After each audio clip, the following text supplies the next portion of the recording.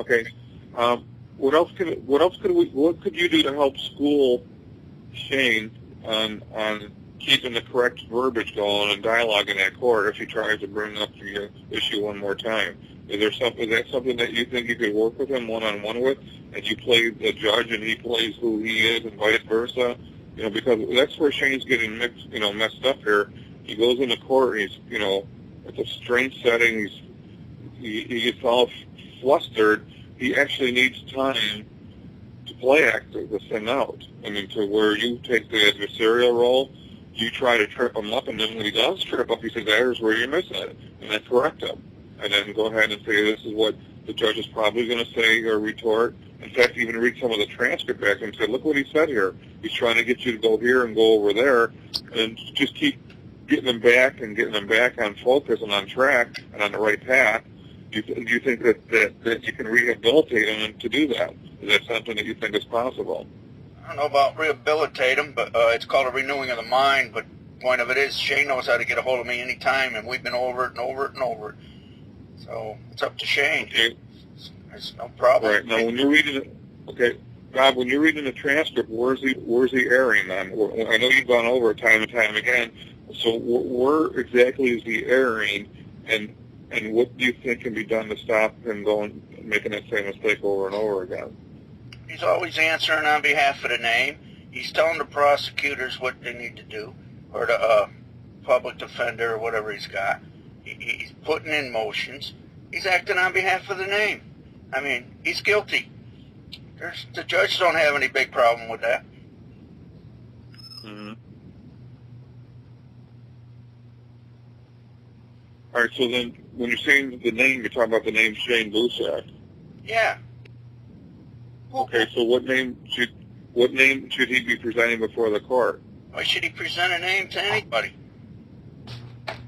All right, so when the judge says that you are the flesh and blood body standing before me, Shane Busak, what's his retort to that? Excuse me, by what authority are you calling me that?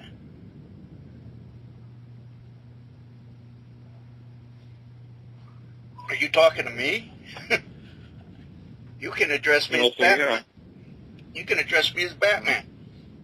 No, friend of the court, wasn't it?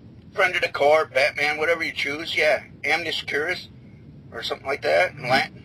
Friend of the court, there's a mistake. I'm here for that matter. What's the attorney do? To call out the name. Attorney stands up and says, I'm here for that matter. The name is the property of the state. It's their paperwork. It's their charge. They created it. Once you say, yeah, I'm there for that, or once you say, yeah, that's my name, you just created a controversy. It's all over. Just a matter of time. Mm-hmm. So okay, let me reconstruct this a little bit. So when the judge says, look, you're in this courtroom based on the fact that there was a federal statute that was broken, a grand jury came back with a charging instrument. These are the charges that the government brought against you in this case. The jury found you guilty. So therefore, we now have to go to the penalty phase of our matter here, and that's where we are. So what are you going to say back to that? Well, I go in there, I'm there for that matter.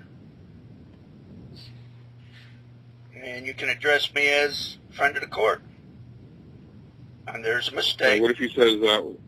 Go ahead. Okay, go ahead. Oh, I just say there's a mistake. There's a mistake and I have no proper notice. And I'd shut up and see what they say next. Well, we said, the notice was a charging instrument that you got, that you broke one of the crimes of the United States. That I got? Excuse me. Whose name is on that document? And who's got the instrument? What does that have anything to do with me? I'll say the name on that document is Shane Busak, and that's who you are. What evidence do you have that that's me? Would you please put it on a witness stand and get some questions so we can clear this matter up? Okay, then they'll put you on the witness stand and they'll say, are you Shane Busak? Or what are you going to say? Put me on the witness stand? No. I want them to put that document on the witness stand that's making all these accusations. It goes back to the Sixth Amendment argument again. Yeah, or discussion. That's no argument. No Sixth Amendment. The point of the matter is, what's that document got to do with me? Who created it and who holds possession of it? Who's What if they say problem? the United States says? Yeah, who's problem?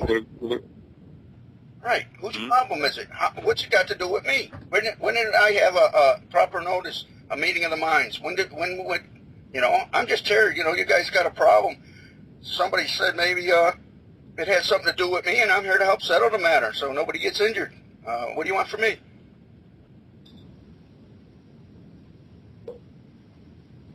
It's not my name. Government created that name. I'm not going to argue about that name. See? So what first-hand knowledge do you have that that name has anything to do with me? Exactly.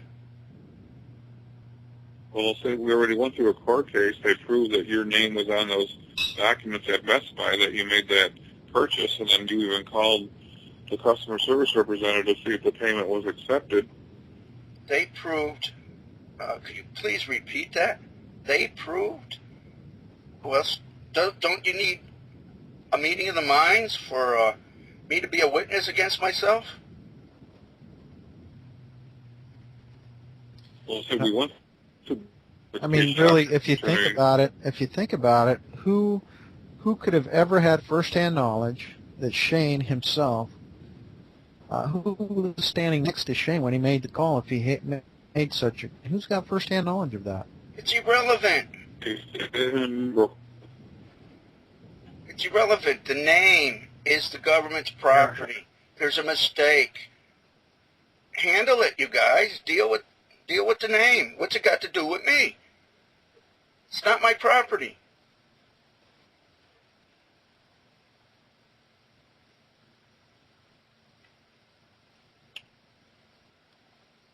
They're going to come back and say, "Are you not Shane Bluestack?"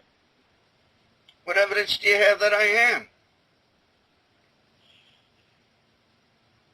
What if they go get his whole life out? They get it, you know, all the adhesion contracts you ever signed together.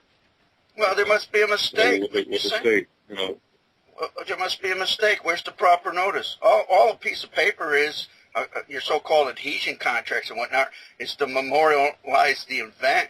The point of it is, the paperwork isn't worth squat if you don't say, yeah, I agreed to that. When did you agree to that? How did you have a meeting of the minds with somebody? Say, yeah, I'll make it right. I'd love to make it right. How can I? Even if them charges were my liability, Judge, how would you want me to pay for them? There's another one that blows them right out of the water. Yep, the way I look at it too is, even if you were acting as the authorized agent for it, and they bring out all these contracts with a signature on it, that signature is not your signature. You signed for the straw man, so that signature belongs to the straw man, not you. You got awful muffled, Jaime. Yeah, right. It's almost like you're talking in a pillow or something.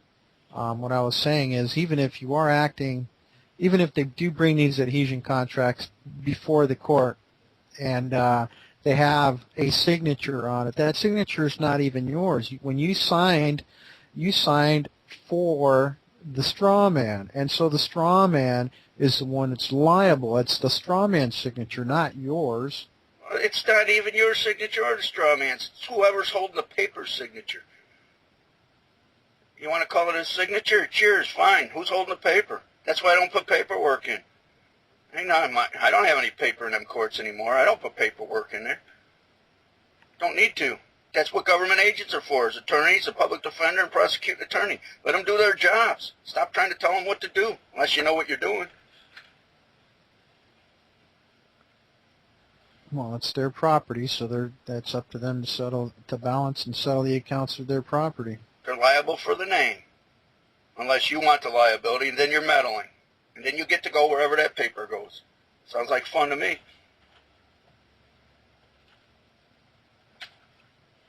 Now you're saying, Bob, you're saying that the government owns the name?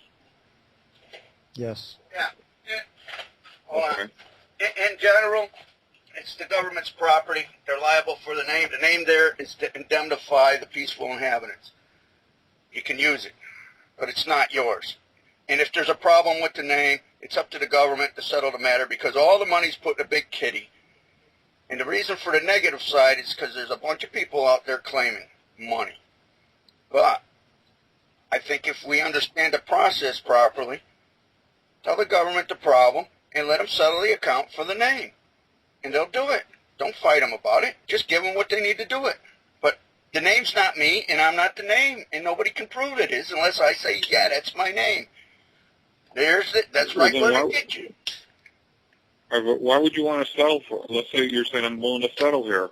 What's there to settle if you're not liable for the debt? I didn't You're say. saying, I want to settle here. How can? I didn't say I didn't want to settle here. I says you guys settle the matter.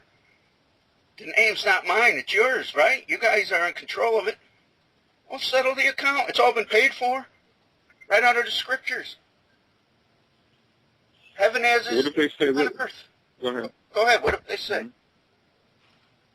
What if they say, look, we not only own the name, but we own you lock, stock, and barrel. I mean, they're not going to come out and tell you, look, you're nothing more than chattel property to the national debt because of the bankruptcy. They're not going to say that.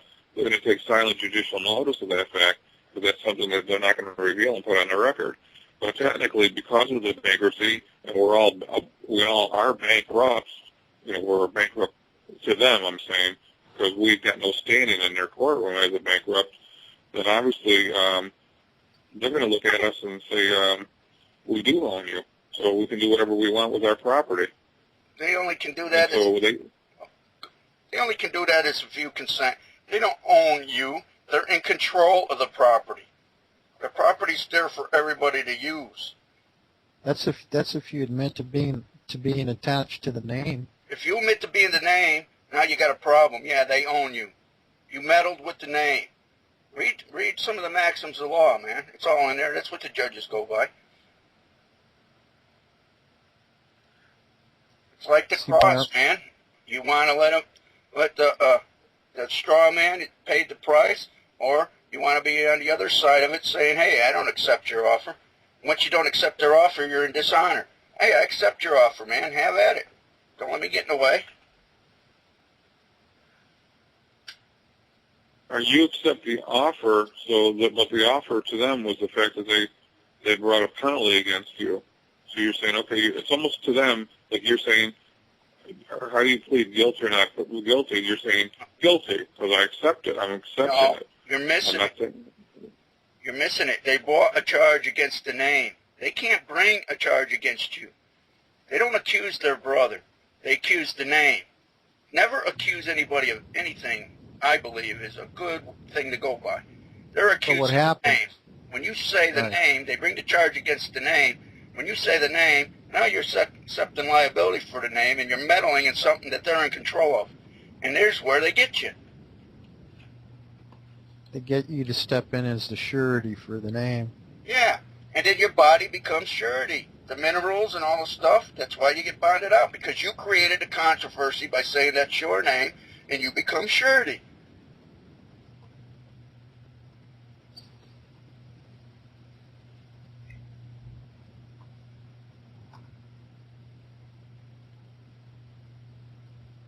I don't know. Here's where I understand what you're saying. Here's the problem I see that them granting that or giving you the relief there.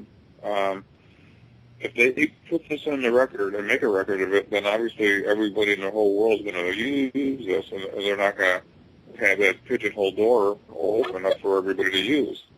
So then everybody's going to use this. They're going to, obviously, they would want to seal this up, like put it under a. Well, Pat, that's why. Pat, at the very beginning, let's say, you could do this at any point, by the way, but let's say you're at the arraignment hearing, and you walk in and you say, I'm here for the matter as a friend of the court. There's a mistake. There's no process, and I trust you guys will balance and settle the accounts here honorably. When you say those four statements, four cornerstones, and no one rebuts it, then they stand on the record as facts. And then you can say, well, since there appears to be no controversy concerning me, it appears my business here is finished, and you walk out. What if they just say, go ahead, Marshal, put them away? Like, you know. They won't. And then you're sitting in a cell. Pardon me? They won't. Or put who away? Point of the matter, put who away? You talking about me? Don't recognize the name. All they got jurisdiction over is that name. I had a thought and I lost it. I'm trying to catch it back here, but point of the matter is that, when you say you're there, excuse me, Jaime, hold on. See, the point of the matter is, you won't see this. You brought up about it being on the record, and everybody does this. First of all, I've been talking to quite a few people, and nobody does it. Well, not nobody, but a couple people have done it. Some have success, some don't. Because they don't have success, I see why, and why they do have success, I see why. But the point of the matter is, once you say settle the matter, you step out of it. They will find a reason to dismiss the case. Let them do it. You don't even got to ask them. They'll take care of the business, and you go on about your life. And the only remedy you got is forgiveness. And if you don't have forgiveness, well, keep at it. See where it gets you. Because you forgive them, forgive yourself for being the idiot in the first place, because people don't realize somewhere, somehow, you claimed that name, and that's why the controversy's there, and you gave them jurisdiction in their courts, and you're there, buddy, and it's your own fault. And until you can get your mind wrapped around that stuff right there, what I'm saying, it's not going to help you anyway. So, my opinion anyway. Well, as simple as this process appears, that it appears that you only go in and state those four statements for and on the record, and then you walk out. Well, it may not be as easy as that, because like you said, Pastor Pat, what if they stick the marshals onto you? You have to be very quick from the hip to counter every presentment thereafter, every offer that they offer you, because with a question, and never make statements, but you have to be quick from the hip with those questions. Let's say they do stick the marshals on you, Batman, as you're walking out. Judge says, arrest the defendant. Stop the defendant from exiting the courtroom. And so you get the marshals, they confront you. What would you say? Excuse me, are you blocking the right of way? What would you say? Go ahead. We're obeying the law. We're obeying the judge's orders. That's what they're going to say. Oh, the judge. Right, and what would you say, Batman? Excuse me, are you blocking the right of way? Yeah. And so the judge says arrest the defendant. How are you going to address that? Hey, what evidence do you have? I'm the defendant. Did I not state earlier on the record that I was a friend of the court? No. Well, yeah. What evidence do you have? I'm the defendant. I don't recall ever answering to that name.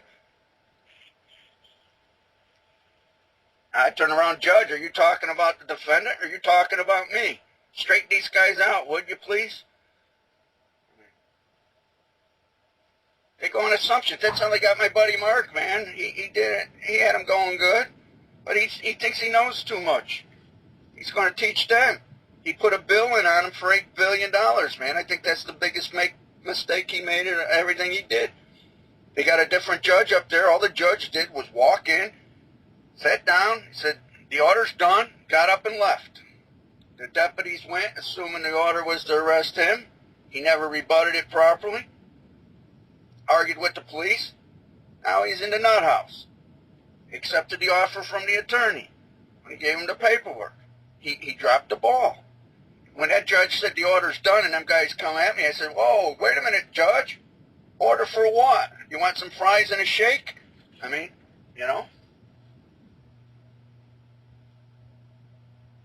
What does that order have to do with me? Exactly.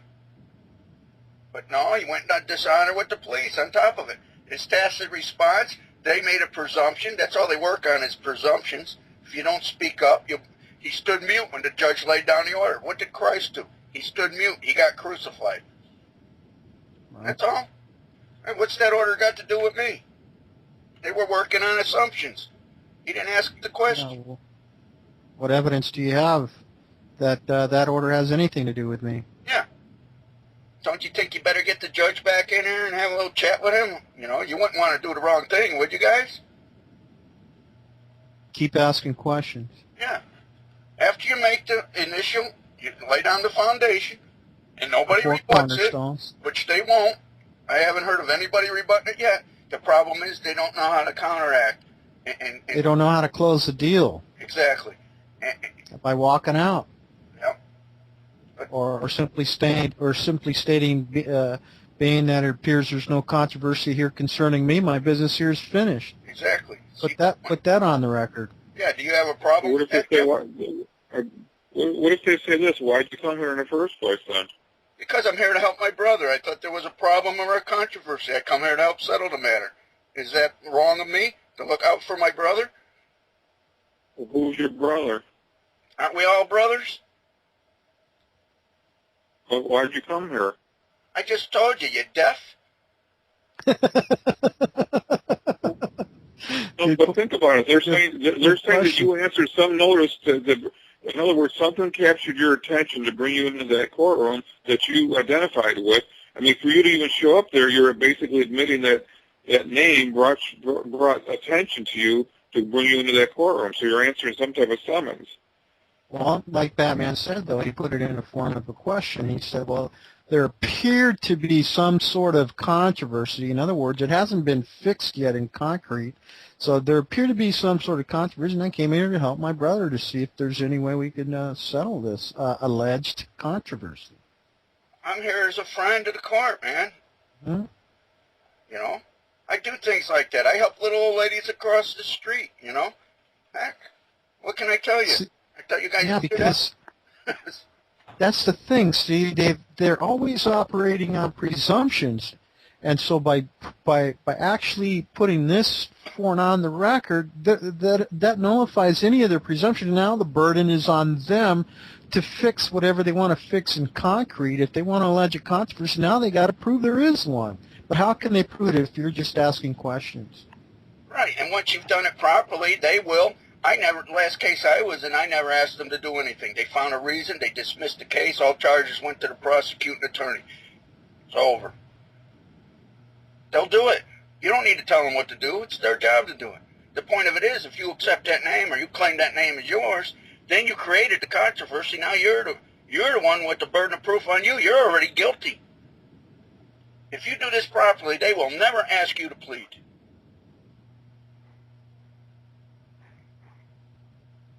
That's my experience, anyway.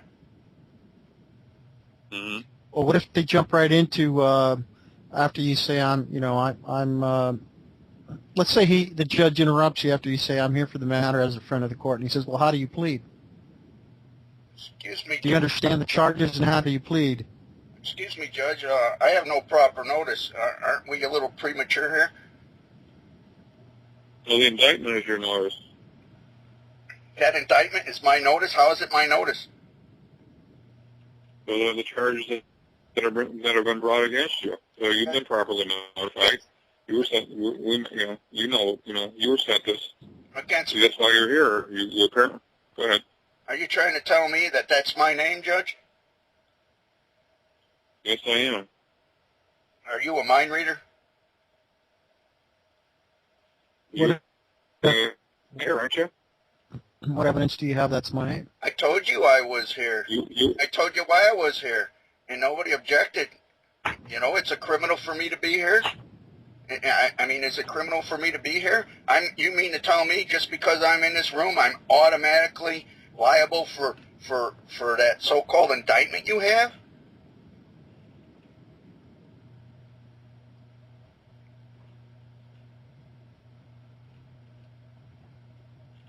See, this is... Going to say, go ahead. Go ahead, Pastor Pat. No, I'm sorry. Go ahead.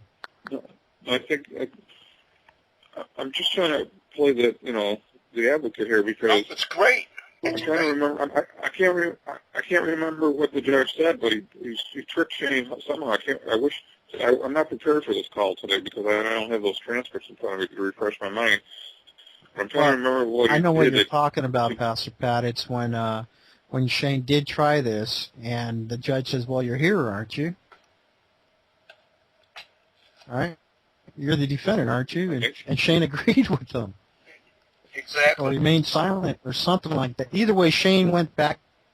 He traversed again. He allowed it by either his silence or he agreed with them. And Shane just does not follow through and close the deal. Mm-hmm. And I understand. I mean, that's a lot of pressure when you're face to face, being able to shoot quickly from the hip and come back with the proper question. It's a difficult thing if you're not, like Batman. He's got it down pat. He's got a lot of experience in the courtrooms. He's been doing, for 20 years. He's been involved with a lot of, litigations, and so he has this embedded in his heart.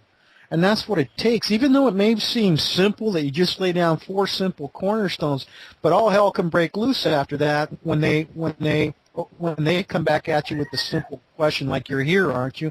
And if you don't know how to come back, then you're going to lose track, and you're going to get off track.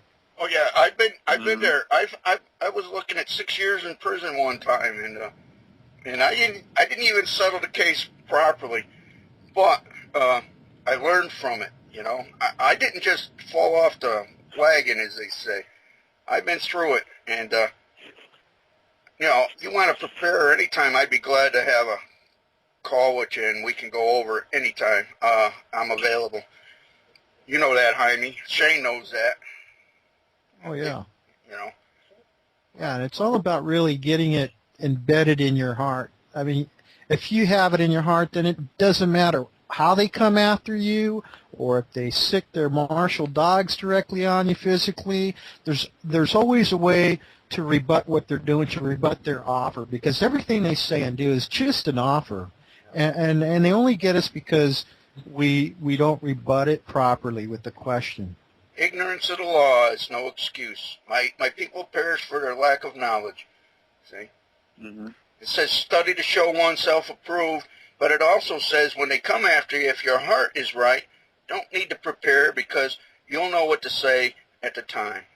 See? And I truly believe that. In fact, I know it now from my experiences, but it's took years to get here, Yeah, and that's what is meant by you really got to have it embedded in your heart, because it'll come naturally to you. Because we could prepare, but in reality, you really shouldn't worry about having to say the right thing at the right moment, because if it is in your heart, it will come naturally. Right. Out of the abundance of the heart, the mouth will speak. Obviously, if you've got it really down in there, big time, Mm-hmm. I could, between the both of you, the information that you guys share between you, I mean, it's crucial knowledge. I mean, that you guys will be discussing. Mm-hmm. See, and besides Jaime's still waiting for me to fall on my face. So. No. One thing that Bob brought up is that since Shane's got all these signatures into the court, I mean, he's already given the jurisdiction 1 million times over. There's a mistake. There's a mistake. It don't matter. It's, it's... Right. I'm telling you, it's all been paid for. In other words, you could always come in and do, state for the record there's a mistake, because once you do that, it wipes all the prior agreements and contracts off the table, and now you're back to square one. And besides, who's holding the paperwork? How's it your signature if somebody else is holding the paperwork? Possession's 9/10 of the law. Who gives a flip? All right, now, who paid for it, though, Bob? When you say that it's been paid for, we all have. Well, it goes like this. It goes back to HJR 192, or if you want to look at it biblically, Christ paid for it on the cross, which is all similar. Well, we understand the spiritual aspect of it, but I'm just saying they're going to, I don't believe they're going for the spiritual. I mean, they're run by the devil 100%, in my opinion. Well, that's what HJR 192 was all about. It was to parallel that, and it's just that they're blocking us from that, from accessing that gift, that trust. They ain't blocking you from it. You're blocking yourself from it.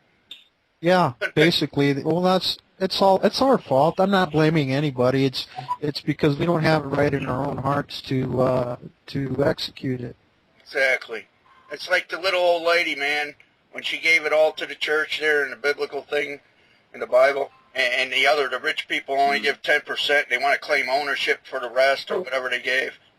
You see? Right there. See, we give it all. The people make everything. The government's there to keep us from killing each other in between time. If we just realize if we did things for one another, we wouldn't have this problem. But no, everybody wants to blame somebody else for their problems when they can't realize that they're the problem. I mean, or they want to claim that they own this and that when it's all just here for all of us to use. Yep. And that's what the government. Let's go back to the natural side for a second now. When Bob was saying that it's all paid for, are you saying through the bankruptcy it was? I mean, where are you getting that from? It's all the bankruptcy? No, it's all been paid for from way back when, before the so-called bankruptcy of the United States. The only thing... By who? By the world, Christ. By us. Whatever we make, without us, the government wouldn't exist. It's all been there. We make things and we put them in them storehouses. That's what the New Testament was about. Put everything in the storehouse, take what you need. That's all. I put you 10 to 1 if I wanted to. I could go down the store, help myself, and walk out of there and not go to jail and take everything that I wanted to, that I needed, you see? It's all paid for. It's just we're spoiled little brats. We're greedy. We want to own 100,000 acres and have a bigger yard than everybody else when we don't even need it. I mean, we want to, I don't know. I better shut up. Now, Bob, do you really believe the judge knows this? Oh, I know they know it.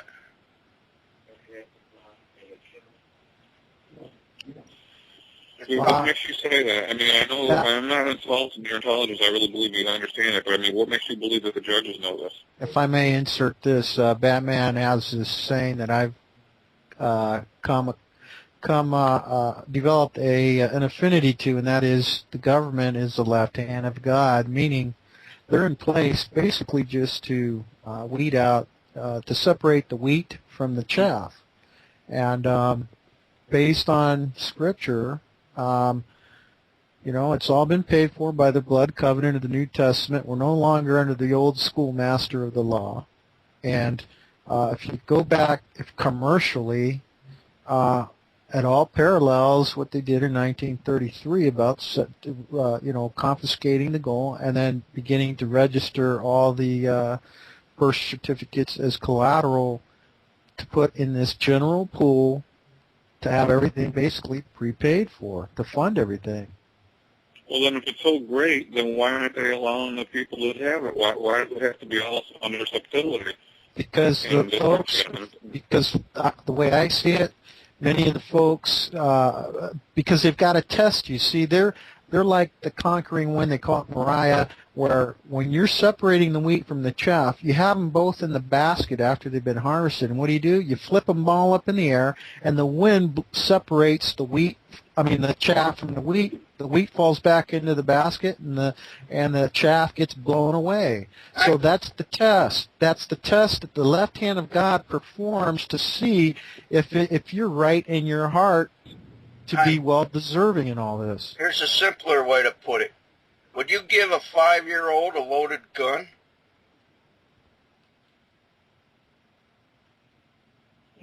Huh?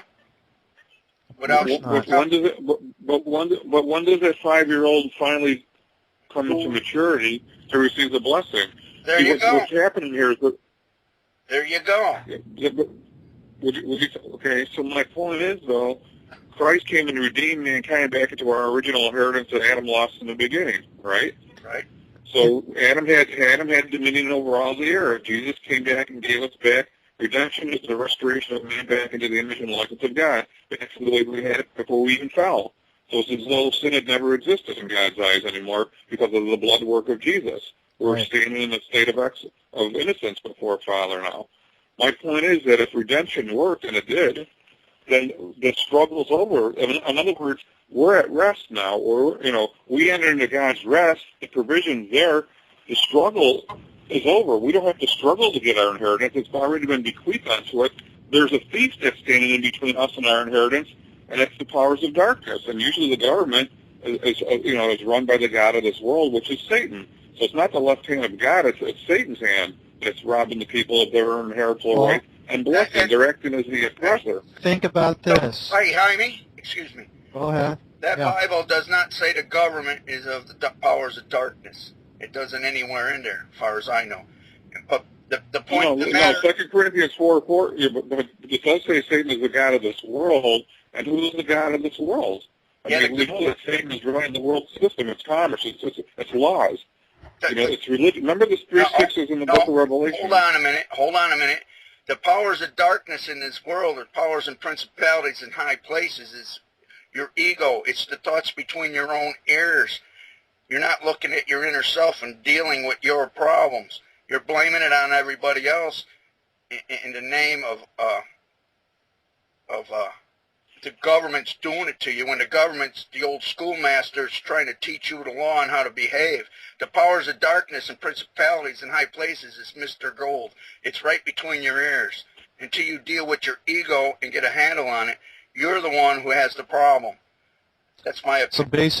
So basically it boils down to getting it right in your heart first, and with controlling the ego, which here symbolically is potentially Satan.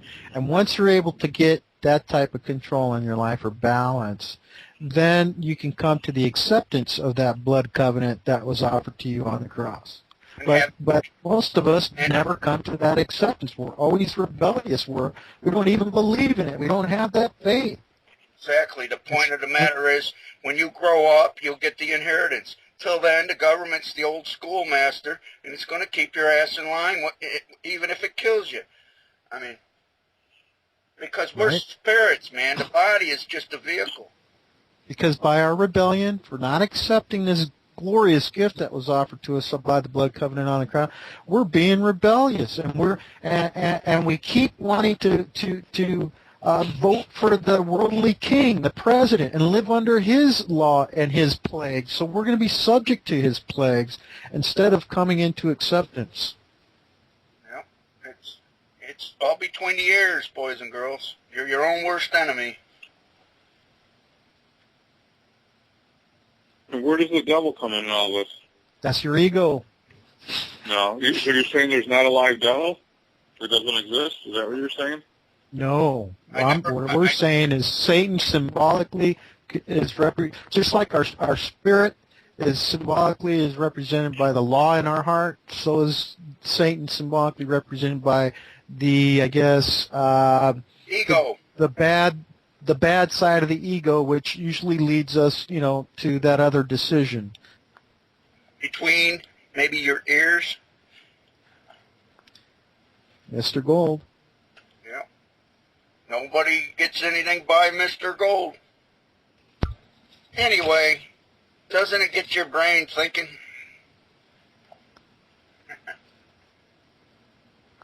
What was the Hey, question? Pat? Yeah. Is that you, Shane? That's me. I'm listening to you guys. Batman's been studying this stuff deep for many, many years, I guess, right, Batman? Yeah, as far as I understand it. So I think with the combination of the stuff that we have, we might be able to be successful. And John's got information, so we're, now it's just a matter of getting something done here. And me having enough courage to go in there and do it right. There you go, Shane. I certainly appreciate Pastor Pat's insight, all his experience and knowledge that he's had to bring to the table here, because it all contributes to trying to put the pieces of the puzzle together so we can see the entire picture. Definitely, I love it when we have sessions like this. We go over things, and what if the judge does this and that, and yeah, it's good.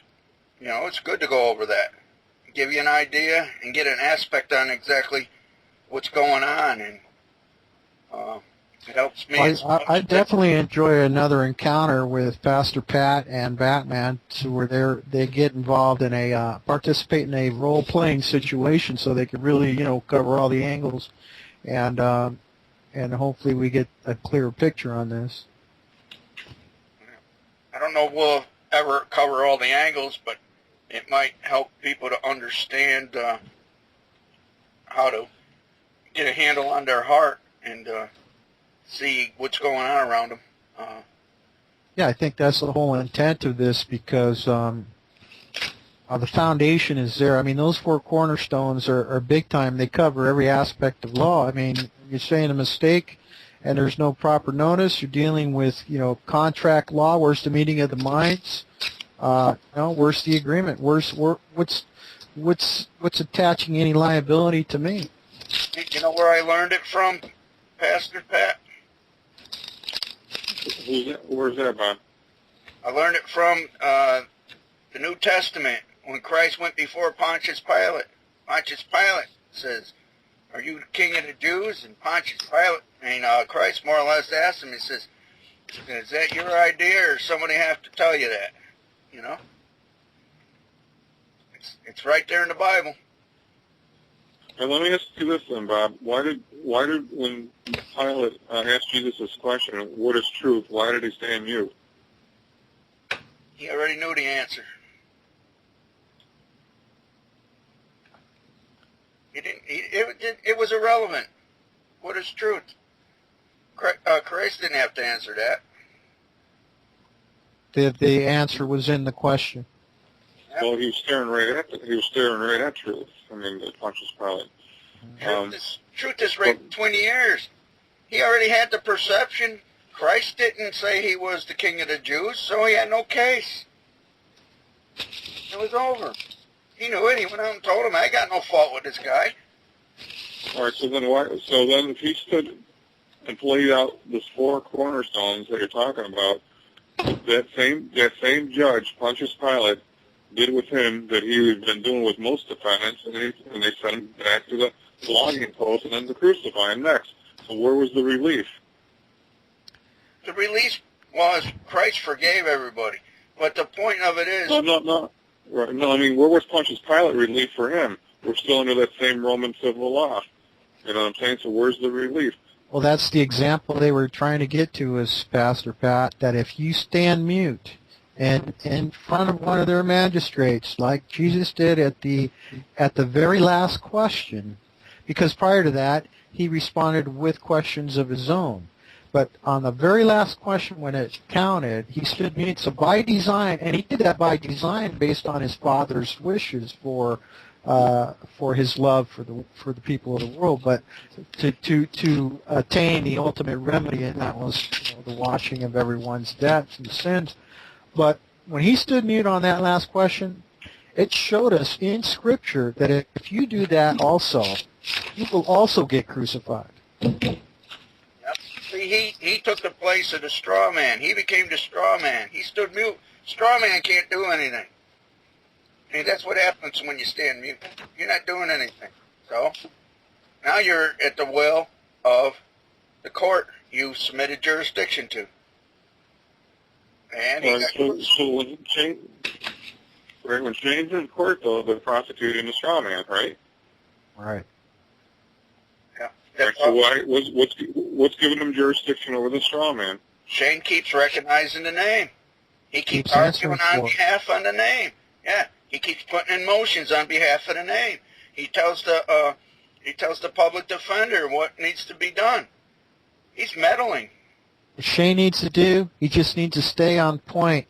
He needs to remain a friend of the court, not answer for the alleged defendant's name, and he needs to stay on point that there was a mistake and there was no proper notice, and that's it, and not argue, and just remain quiet. And here's the big... What's the proper what would be proper notice? A meeting of the minds. But here's the big thing that I don't think Shane can handle at the moment. He needs to forget everything that happened to him as far as he thinks these guys violated him, and forgive him and forgive himself for that. And that's the only remedy you're going to get. And if you can't do that, and you got vengeance going in there, he might as well try what you guys are doing. Maybe they'll cut him some slack because, you didn't know. What you guys were saying made sense to me. You're acting on behalf of that name? Yeah. You're an agent that don't know what you're doing? Please teach me. Please help me settle this matter. But other than that, Shane keeps arguing with these guys, and it ain't going to be pretty for him. So it's about overcoming the unpardonable sin, and that is not, first of all, not being able to forgive yourself, but second, also to forgive all your vengeance, and forgive them for, Shane wants to get back at them for invading his parents' home, for raiding them and basically taking some of their property and bringing all this discomfort and inconvenience on their family, which is understandable. It's a natural reaction. But I think Batman's onto this forgiveness. It could be the key to the whole thing.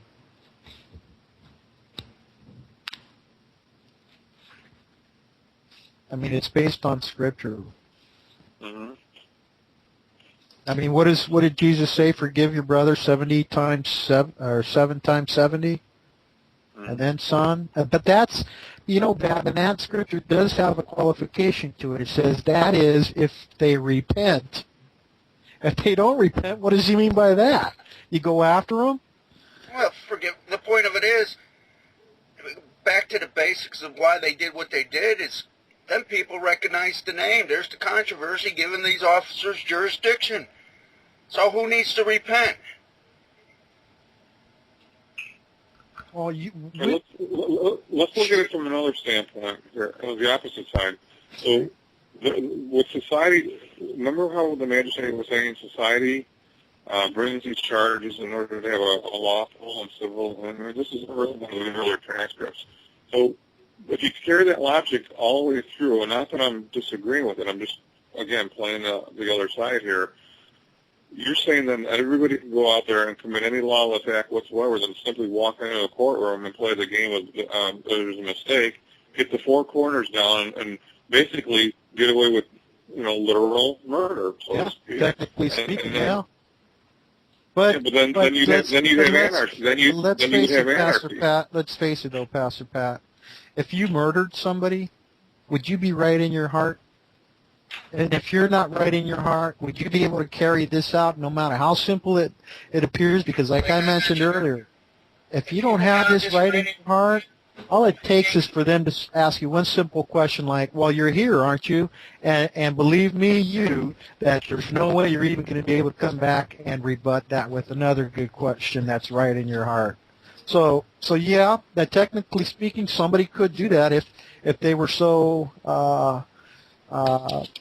if they were so intellectual about what they were doing, and they didn't even they could do it from an evil standpoint of view and still get away from it. Yeah, it's a possibility, but it just goes to show you that not everyone is going to be at that capacity, mentally or spiritually. The point of the matter is, if somebody was going around doing that, a murderer, somebody I believe like me would step up and put a bullet in his freaking head, and I'd like to see them put me away for murder. Okay? I don't know. Let's take Bob, what I'm talking about, let's say you had society going out there robbing, pillaring, everything that is just under no restraint, no nothing. Then you just simply walk under a court of law and play the four corners. So, I mean, you'd have a total anarchy in society, and you'd have total lawlessness, and there'd be no civility whatsoever. So I don't understand why the court would ever go into this and buy into it, because then anybody could play that game and walk away from it. And I understand spiritually, if you're right in your heart, God's going to forgive you. There's no question about that. But I think society is less forgiving. And not from our side, from their side, from the government standpoint. You follow me? Yeah, I follow you. The point of the matter is, the government needs your consent. But if somebody came and damaged you, well, chances are, if your heart was right, chances you getting robbed are like next to no. If somebody asks for my coat, I'll give them my shirt too. You see, it's Scripture. And if everybody acted like that, chances are nobody'd be going around. If everybody acted like treat your brother as you want to be treated, this stuff wouldn't happen.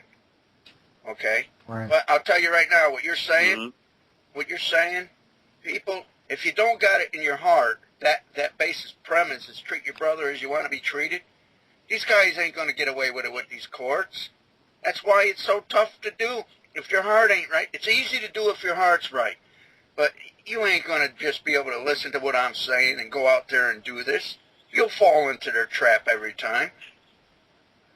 It's a matter of the heart.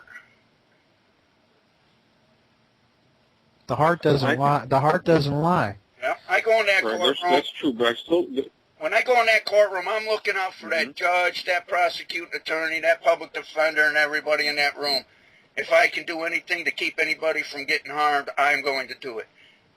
That's the way I look at it when I go in the courtroom. That's how I did it the last time. Everything went like clockwork. They handled it, gone. All right? It's a matter of the heart. What was the charge? It was... how severe was the charge? Was it something simple?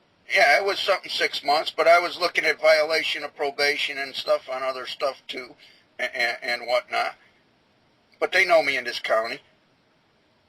But when I did that, I didn't ask them. I didn't file one piece of paper. I just went in there and did what I did. Does the charge matter? The charge is irrelevant. The point of the matter is who's going to accept liability for the charge. And they will handle it. You don't need to tell them. If your heart is right, they will take care of it. The charge was, I think, for writ. It was. I was looking at 6 months in jail. No big deal.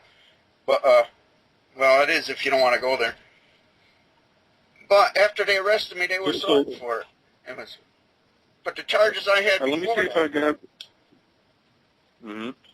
Charges I had before that. I was looking at a violation of probation, and I was looking at 6 years. And they never even brought that up. I mean, it was, you know, it was within, I was still under the so-called probation, whatever the name was. But when I went in there and did what I did, it don't matter anymore. That probation doesn't matter. So now, did you walk out of court? Yeah, I couldn't get any of them guys to carry me, so yeah.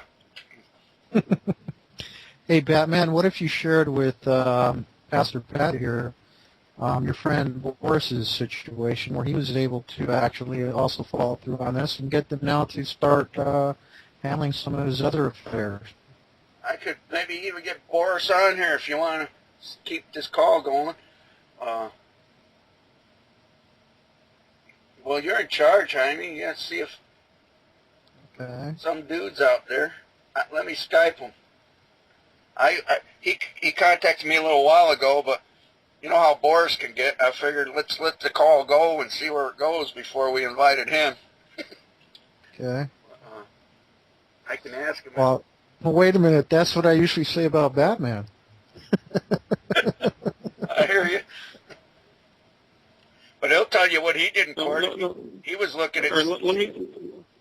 Okay, go ahead, guys. Let me just... I got to get something wrapped around my head here for a second, okay? Because I'm listening to all this. All right, so now, let me see if I had this straight. Now, and that's why I asked you this question about 20 minutes ago, Bob. And that's the question was, do you think the judges really know about this? And the reason I asked that is because it seems like an oversimplification that they do. If they know about it, then they have to understand Scripture and what really went on and what real reality is. What real reality is what happened in the plan of redemption. Okay? That's ultimate reality, and everything else is the matrix. Okay? In my opinion. So if they really know that and they really believe that with their firm heart and soul and everything else, then they have to concede and capitulate to the four corners. I understand that. But that's why I find it so hard for me to believe that. I don't think that they do understand the depth of what happened, especially when all the judges are Masons, you know. I just don't get it. You know what I'm saying? Why? Is a Mason a bad thing? Well, I know one thing. They don't believe in the plan of redemption. I've talked to them, plenty of them, you know. I've tried to witness to them, too, and they just don't buy it. They don't buy into it. So my point is that, you know, I'm confused on the aspect of the reality of whether they really believe in this or not, or even know about it, you know what I'm saying? Is this an esoteric belief that maybe you think is real, or is it really something that's for real? I mean, we know the plan of redemption is real. We understand that. I don't believe they understand it. I think they're the ones who are under the deception just as much as anybody else that doesn't understand what happened at the cross and so on and so forth. The point the point of what anybody else believes? Is that any of your business? Yeah, it is, because if you go to the courtroom and you're going in there with a set of beliefs one way, but that judge has no clue whatsoever what you're talking about. I don't care how honest you think you are and what your beliefs are and how you're acting out forgiveness, he's going to think that you're one breath away from going into the psych center with Shane did for 4 months. Yeah. So my point is, you have to know going into that court that they really understand the game. And they believe in it. I mean, you got to know for sure that they believe in it. You know what I'm saying? Or you're just playing with that. They do. Isn't all paperwork hearsay?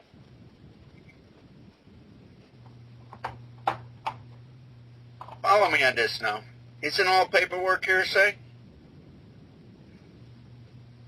Sure it is. Okay. So when you're before the judge, what's he looking for? Your testimony. First-hand testimony. Right. Well, no. He's looking for your consent to. Are you? The first question out of his mouth: are you such and such and so on the listing and charging instrument? That's the first question it says. Yeah. Well, the point of it is, when you go first in there, the way I do things now, I'm here for that matter. And they asked me. The judge said, "Is your name such and such?" And I says, "You can call me Robert." And then I went up there and I says, "I'm here for that matter. There's a mistake and I have no proper notice." I just testified to that judge. In other words, I just told him I don't have a contract with you or anybody in here. So, if you need... They'll say, we're not, but they can come back and say, we're not contesting whether or not you have a contract or not. All I know is that you just admitted that you're Robert, and Robert's on the charging instrument is one of the names, and so therefore you have to answer to these charges. Excuse me, Judge. Excuse me, did you ask for a name? Did you ask for a name, Judge? Well, no. Are you such and such and so that's on this charging instrument? Well, what evidence do you have that I am? You're here. I'm here. So, what relevance does that have, whether what you're talking about has anything to do with me? Well, if that's not you, and it was your name is Howdy Doody, you wouldn't be here any more than the guy across the street would be here. Your neighbor across the street's not here, is he? You're here. Why wouldn't I be here if I chose to be? You got a problem with I thought this was a free country, Judge. You mean you're telling me you got a problem with me in this room? What I'm trying to tell you is that you made an identification somewhere in the linkage between that name and you, which brought you to this place at the same time and place. So you're here, you answered a summons, you're here at the appointed time, so apparently there's got to be a connection or a nexus between you and that name, or else you wouldn't have been here. Well, the reason why I was here is I'm here to help my brother. Do you have a problem with that, Judge? They'll say, we're in the courtroom with your brother. Show him to me, point him out to me. Gee, Judge, aren't we all brothers? Yeah, but we're here to talk about you today, because you're here to answer these charges. So when did I ever say I was here to answer those charges, Judge? You didn't have to be here to answer them. I'm telling you, you're here to answer them. You're telling me now. You ordered me. You mean to tell me you ordered me to be here to answer these charges? The court did, yes. The court did. Ordered me. Oh. Mm-hmm. Well, why are you here? And who's on that summons? Whose name is on that summons that brought you to this room? I thought that's why we're here. I thought I was here to help settle that matter. If you need my help, somehow I come across this document that said this stuff was happening, and then I says, well, maybe they need my help. For some reason, somebody gave it to me. What evidence do you have that that's my name or my document or anything to do with me? Is that your name? What evidence do you have that I have a name? Hey, you know what? Hey, Pastor Pat. You know what?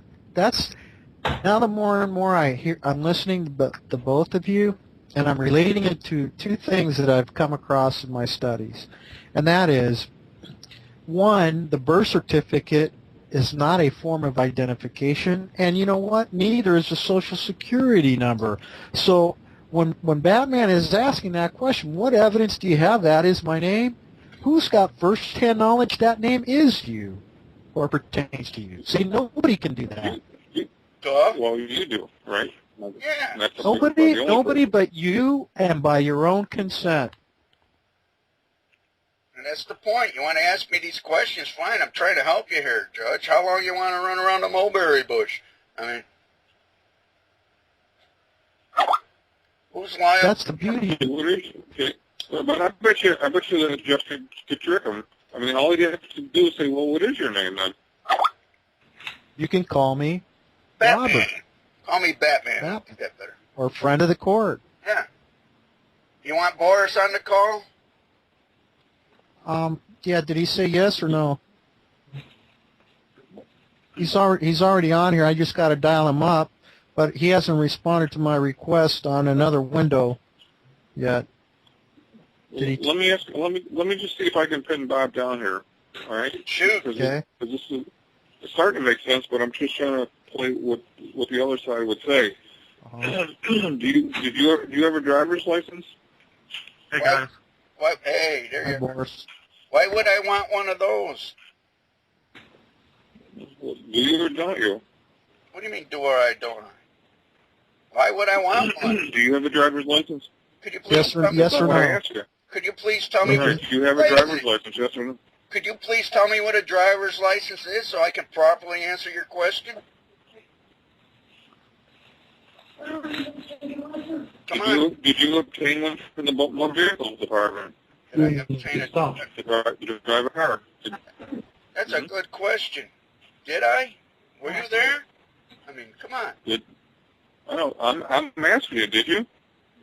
What evidence? Do you have one? Do you have one now? What evidence do you have that I did? I'm asking you whether you do. I'm trying to establish evidence. Do you have one? Yes or no? Hey, would it be against the law? I don't. Hey, would it be?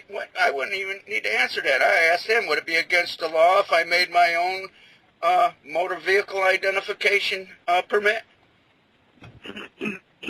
Yeah, it would be because it's not recognized or validly recognized by the state of Tennessee. What evidence do you have that I'm a member of the state of Tennessee? What evidence do you have that I have to go by the laws of the state of Tennessee? Could you please help me out here, Judge? Well, the evidence I have is that we sent a notice to your house, and apparently you answered that notice to that house, and you're here today now. Do you have a marriage certificate? Hey, Judge, you trying to get... Did you ever get married? Judge, are you trying to coerce me into an unconscionable contract? I'm trying to ask you your name. What? I told you. Establish that you have. Hey, Judge, excuse me, but what if I don't have a name? Are you asking me to do an impossibility? Everybody has a name.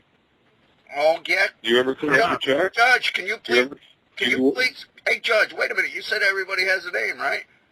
Could you please prove that? All right, let me ask you this then. Do you work for a living? Could you tell me your definition of work and living? I mean, there's two definitions. No. Mm-hmm. Do you make money? Isn't Do you it earn money? Do you make money? Isn't making money against your law? No. Do you ever sign a check? Do you ever sign a check at a bank? I don't know. What's a check look like? What's a bank look like? Places where the money's on deposit. Do you have a checking account? Money on deposit. Gee, it sounds like stuff out of my realm. All right, I'm going to stop. You I'm wouldn't. going to stop right now because the only question. I know. Hold on, I want to hear Boris. I want to hear The only Boris for a question second. you need to ask at this point is, if you can't provide proper notice, then what are you doing asking all of these questions? True, but I'm just playing along. Are you trying to stir up controversy? Are you trying to fabricate a claim? Because either you have a claim or you don't. I already said I have no notice. Where's the meeting of the minds that says that I am the name? Where's the agreement? I'm just going around. He's a newbie, Boris. Go easy on him.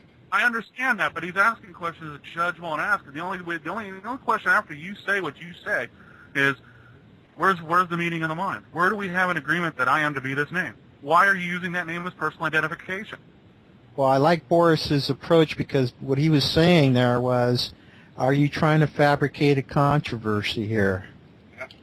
All those questions that I just asked, I don't know who's on that one. That's, by the way, Boris, that's Pastor Pat. Pastor Pat, this is Boris. Pastor Pat. Hey, Boris, how you doing?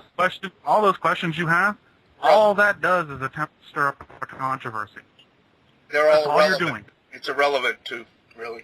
But the thing of it is, those are Boris, all. let me ask you. All Boris, those are all controversial questions. Boris, here's the problem. Here's the problem I have with this. Right? Listen, why are you in this courtroom? Why did you answer and come to this courtroom? Just, I'll be the judge and you be the defendant. Okay? I came here because every time one of your little things comes out for this name, one of your guys comes with a gun to my head, and I'm coming here to clear up that mistake. Is that okay with you? Now, why are you using this name as personal identification?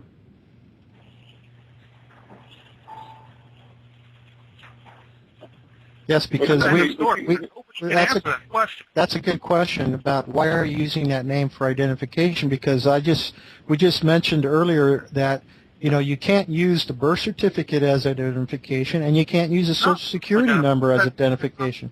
The birth certificate from the state registrar's letters.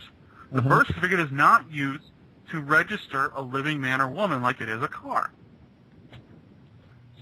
So it has another purpose. Unless you consent. And what's that other? If it's not identification, yeah. If you consent, it's because you didn't read and ask questions.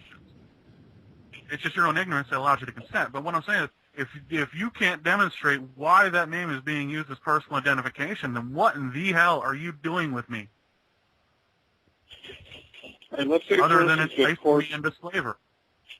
Okay, Boris, let's say the court's a step ahead of you on this, and they know that you're coming in with those discussions. Okay? So they have to for you a copy of the driver's license that you used to have or do have, and they go to you, is this your authorized signature? Is this name on this license? Who's in possession of that paper? Who's in possession? Say that again? Who's in possession of that piece of paper? Well, the court is obviously. They're making you the presentment. They're saying use this you. Isn't 9/10 of the law? Isn't possession 9/10 of the law? Right. So whose is it? But if they've got a copy of it, they'll say, "Do you have a copy of that also in your wallet too?" I'll turn it over and say I don't see anything. It's been done before. I walked into a court. I've done this in court. I've faced down 5 years of mental health by doing these two sentences and just sticking on the point of what in the hell you doing using that name as personal identification. They had two signed, ready to go orders to put me away that day. I had no idea they were doing it other than a notice coming in the mail, and I went in there and I did these questions. I went in there and said, for the record, I'm here for that matter under threat and arrest, correct mistake, as I've never been properly noticed, and I'm here to deal with this matter honorably. They asked me, the first time in 5 years a judge ever talked to me. And he asked me what my name was. I said, you can call me friend. And the defense attorney jumped. I've been saddled with defense attorneys and bonds. I mean, I've been bailed. I mean, this thing right here that we're doing, if you can get your mind around it, that name ain't you. And the only reason you're in that courtroom is to point out a mistake. And anything other than that matter, anything they do to come at you under that name is why in the hell are you using that name as personal identification? They will. Well, they were two orders on the floor of the court, right there. Oh, an evidentiary hearing. And yeah, Boris, let's turn this around. What if they say, why are you using this name for everything else? Then why are you using this name when you drive your car? Why are you using this name on your car for the registration of your car? Why are you using that name at the bank? At the bank, okay. Where you got a savings and a checking account. Why are you using that name on your marriage license? See what I'm saying? Why are you using that name? First of all, I wouldn't have 90% of what you just said, but was I not given that name to use?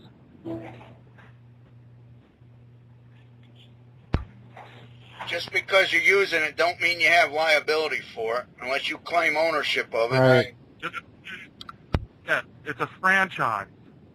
If you want to be owner and operator of your little franchise called your name, you have more power to you, man. Pay the franchise fee, shut the hell up, go back home.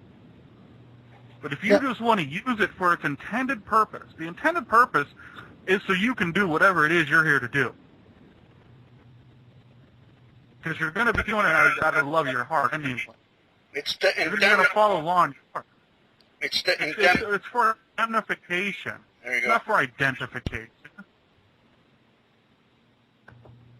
As long as you do not claim ownership of it or claim to be it in any way, shape, or form, and you come into that courtroom and going, "Hey, man, there must be a mistake," you're saying, "Hey, you all are mistaken in your use of this property. This is a vested interest of the United States. Y'all may want to rethink your actions, because every time you use that name in this proper purpose, the debt goes down.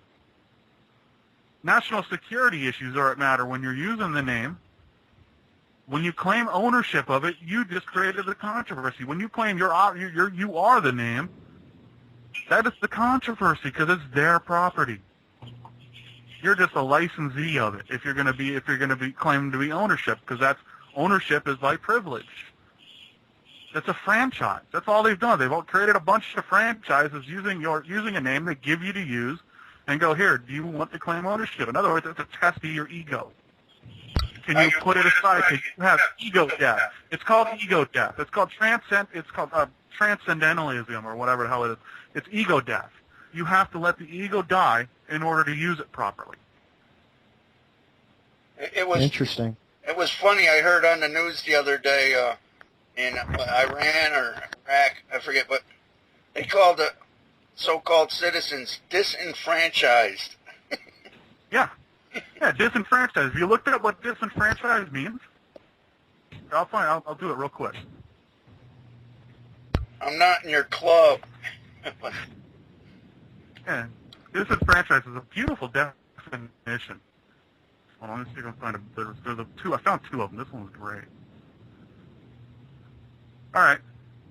To deprive a franchise of a legal right or of some privilege or immunity. Your name is a franchise. Whenever you go, whenever you're operating as the name, you're claiming it as yourself or your own, you're actually making a claim against the parent corporation. You think how retarded do people have to think that the protections of the parent corporation are going to apply in lawsuits against the parent corporation?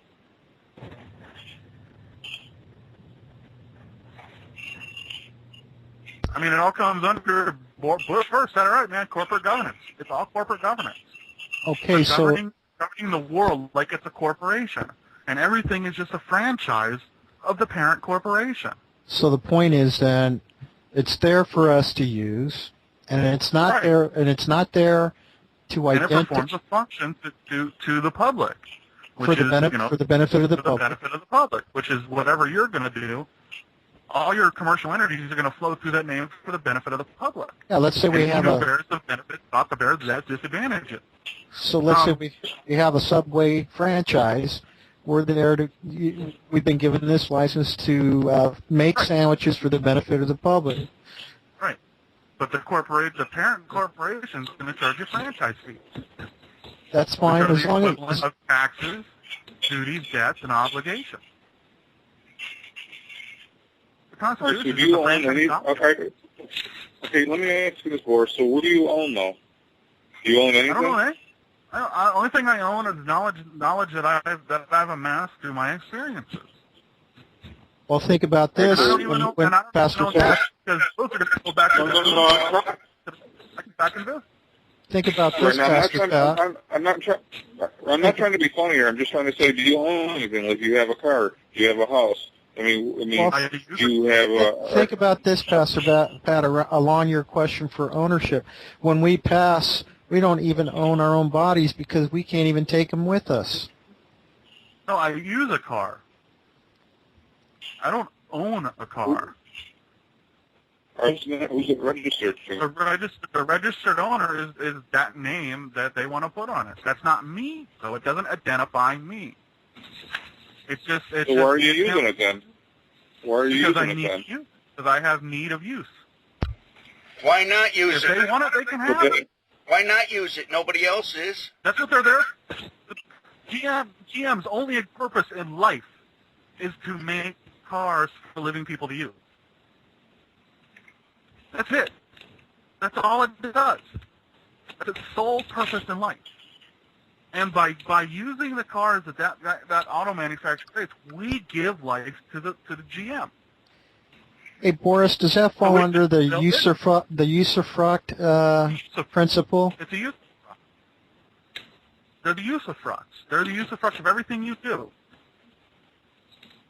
Because they use everything you were put in charge to protect. You're here to protect the earth for future generations. That's it. I mean, get over it. That's all you're here for. Your stewardship of this rock floating through space. And since we need tools and everything else to do that task, thanks to Adam going, I need help. So we need to create tools now. And all these things that all these corporations create are all tools for us to use in either destruction or life. You can either destroy this planet, or we can live on it, or we can cultivate the planet to make it a light of life.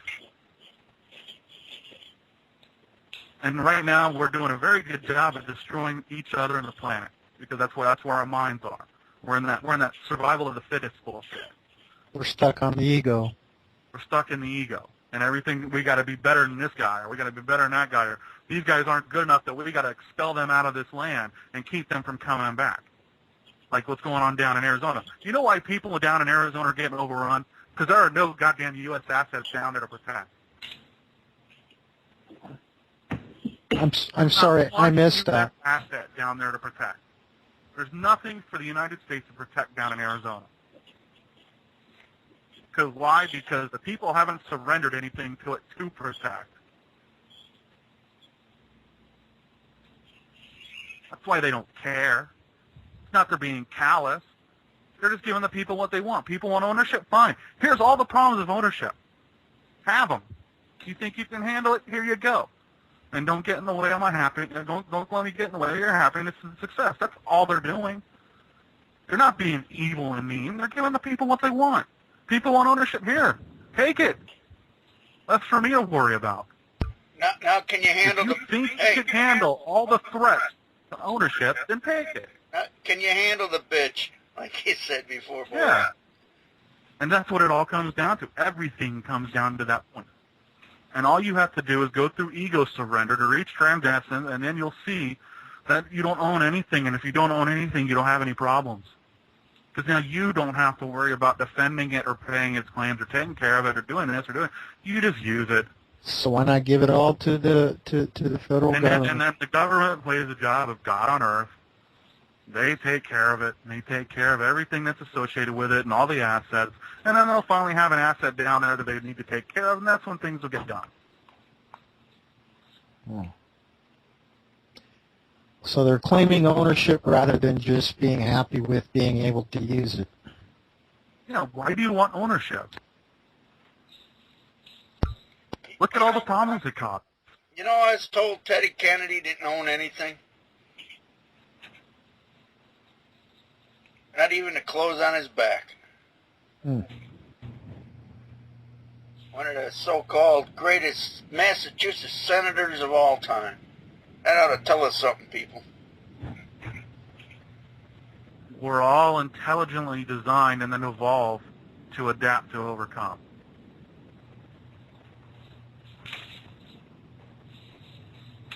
If that makes any sense. Adapt to overcome. Overcome any obstacles put in our way to encourage our growth. And which is the biggest obstacle we have? Right now, it's ego. Yep. But later on, it may be something else, and everything's going to evolve into a point where it all is going to come from the heart anyway. The point you're helping me make here is what I was doing with Pastor Pat. It was taking everything he threw at me and showing how to answer it, whereas you didn't take liability for the name. And it can grow. I mean, it's infinite, you know, and I'm kind of glad you stepped in there. Yep. But it can be infinite. And the way to do it is with questions. Right, but they can be infinite, see? Like a mustard seed.